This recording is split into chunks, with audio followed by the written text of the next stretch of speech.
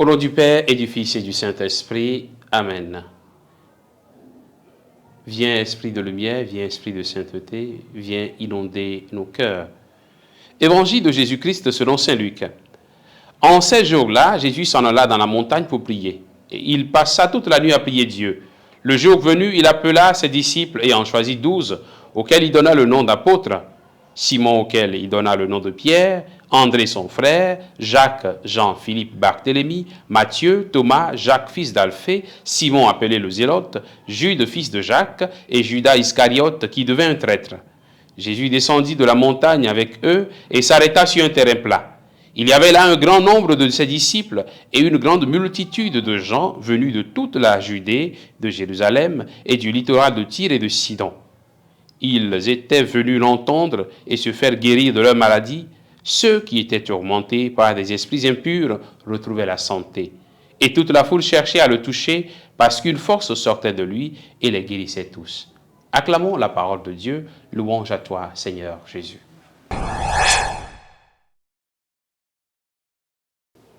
Bien-aimés de Dieu, nous sommes aujourd'hui le mardi 10 septembre. L'évangile d'aujourd'hui nous montre Jésus qui gravit la montagne pour prier. Il y est allé dans le seul but de prier. Déjà, cette attitude de Jésus nous enseigne beaucoup. Voilà Jésus qui a commencé sa mission. De nombreux disciples commencent à le suivre. De nombreuses personnes commencent à adhérer à sa parole. Mais au lieu de se contenter du bain de foule ou d'une quelconque popularité, ils se mettent à l'écart pour prier. Il va y passer toute une nuit en prière. La prière, frères et sœurs, est une arme solide pour le chrétien. Le chrétien qui ne prie plus meurt à petit feu. La prière nourrit notre relation avec le Seigneur. La prière nous élève et elle renforce notre lien avec le Seigneur. La prière nous recharge de l'intérieur pour porter la mission de chaque jour. La prière, celle qui vient du cœur, nous porte vers Dieu et renforce notre relation avec nos frères et sœurs.